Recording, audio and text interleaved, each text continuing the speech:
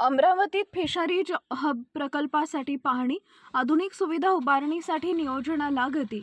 अमरावती इथं प्रस्तावित fisheries hub प्रकल्पाच्या अनुषंगानं 12 फेब्रुवारी रोजी संबंधित ठिकाणी प्रत्यक्ष पाहणी दौरा पार पडला.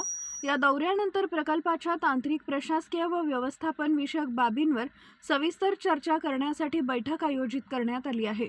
पाहणी दरम्यान प्रकल्पासाठी निवडलेल्या जागेची सद्यस्थिती, पाणी पुरवठा व वीज पुरवठा, साठवण क्षमता, वाहतूक सुविधा तसेच भविष्यातील विस्तारांची शक्यता यांचा आढावा घेण्यात आला. तज्ज्ञ अधिकाऱ्यांनी टप्प्याटप्प्याने अंमलबजावणी संदर्भात मार्गदर्शन केले. बैठकीत अमरावतीसह परिसरातील मत्स्य उत्पादन क्षमता, जलस्रोत सहकारी संस्था व बाजारपेठेतील मागणी यावर चर्चा झाली.